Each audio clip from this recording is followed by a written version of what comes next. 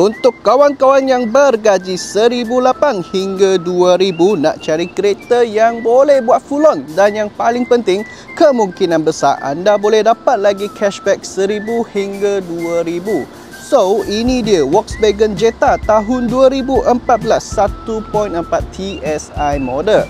So, kalau untuk kawan-kawan yang tak ada lesen ataupun nama tak cantik, ada masalah dokumen, pun boleh cuba apply dengan kita.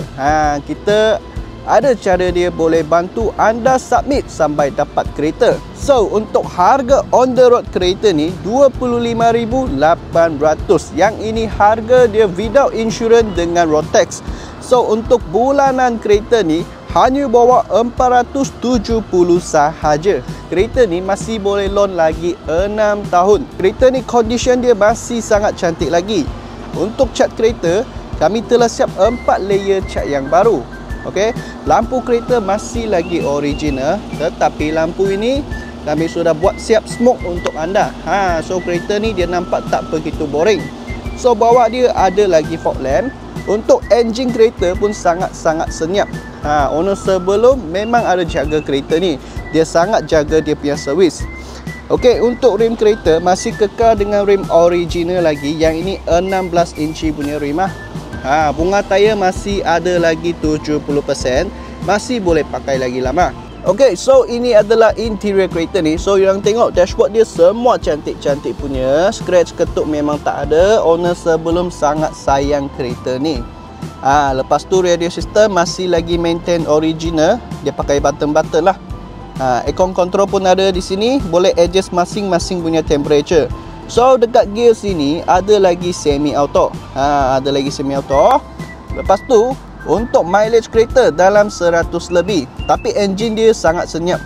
You duduk dalam interior tak ada rasa macam engine sangat gegar ke, engine bising, tak ada. Sangat smooth sahaja.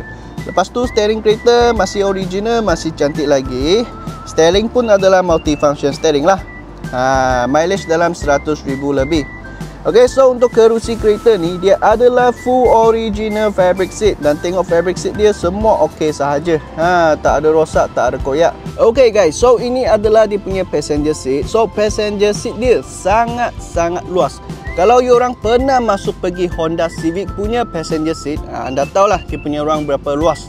Ok, walaupun dia ada rendah sikit, tapi ruang dia memang sangat luas. So kalau ada orang yang tua nak naik kereta ni, mungkin bila turun tu ada sikit lah mereka rasa tak selesa. Sebab kereta ni dia ada sikit rendah, tetapi untuk ruang dia masih ok lagi. So yang paling penting punya point, duduk belakang biar passenger tak akan rasa panas. Sebab di belakang sini ada aircon blower. Ok, so untuk Volkswagen Jetta ni, bahagian belakang dia nampak simple and nice. Kalau you orang nak buat modified pun tak ada masalah. Itu based on you orang lah. Exhaust ada 2. So untuk boot punya ruang confirm sangat luas punya. Tengok di sini, saya tengok lah boleh muat dalam 6 luggage. Memang sangat luas. So guys, jika korang ada minat dengan kereta ni, cepat-cepat PM dengan saya. Dan jangan lupa nak cari kereta yang berkualiti, mestilah datang ke JB Autoworks. Kita jumpa next review.